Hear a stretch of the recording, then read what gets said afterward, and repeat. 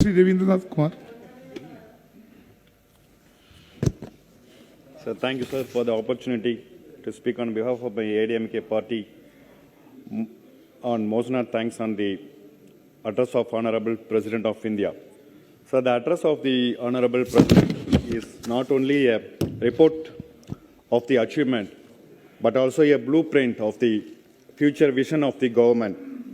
Unlike of the previous years, the address of the Honorable President has been delivered now, while the country is passing through severe critical situation followed by COVID-19 pandemic.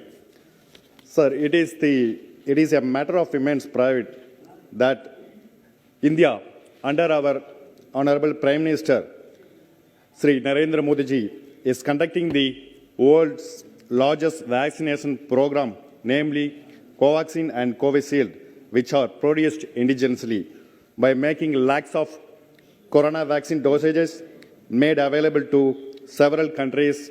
India has fulfilled its obligation towards humanity in these times of difficulty.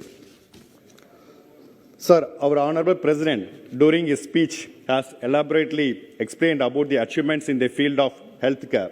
In the year 2014, there were only 387 medical colleges, but today there are 562 medical colleges in the country.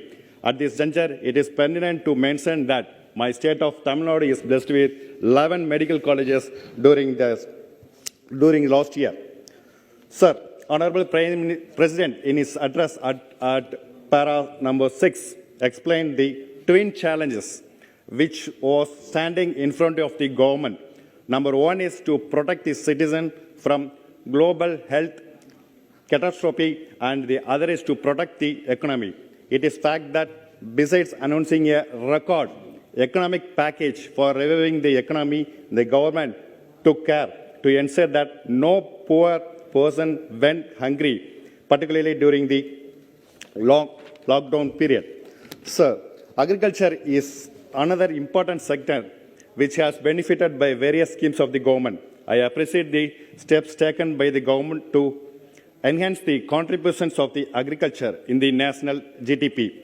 Honorable President has mentioned that to provide expenditure support to farming community, the government has directly transferred 1,13,000 crore to the bank accounts under Pradhan Mantri Kisan Samman Nidhi, and under Pradhan Mantri Fasal Bima Yojana, about 90,000 crore has been paid as the compensation to the farmers for the last year. Sir, at this juncture, I would like to inform that Tamil Nadu is one of the states in which the majority of the people are engaged in agricultural activities on their behalf. I express my gratitude to Honorable Prime Minister. At the same time, I would like to request the government to release the requested allocations for granting compensation to the affected farmers due to recent rain in the state of Tamil Nadu.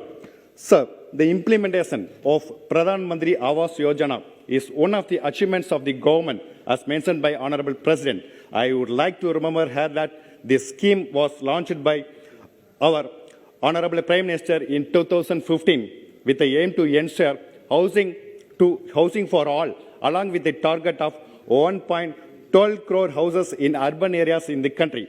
I appreciate the government that it is going to touch its target through successive and effective implementation of this scheme. Sir, if we start to list out the achievements mentioned in the address of Honorable President, I feel that it would consume more time. Therefore, I would like to shortly conclude here that the address of Honorable President exhibits the list of developmental responses in every field accomplished by the central government as gem of Garland. The reaction to combat COVID pandemic, implementation of Pradhan Mantri Garib Kalyan Yojana, Rashtriya Poshan Abhiyan, Fit India Movement, and Khelo India Abhiyan to bring awareness about health. Ayushman Bharat, Pradhan Mantri Jan Arogya Yojana to assist 1.5 crore poor people, and construction of 6.42 lakh kilometer of road network under Pradhan Mantri Gram Chadak Yojana, protection linked intensive scheme to encourage manufacturing sectors vaccination events under Mission Indra Dhanush are some of the gems listed in the address.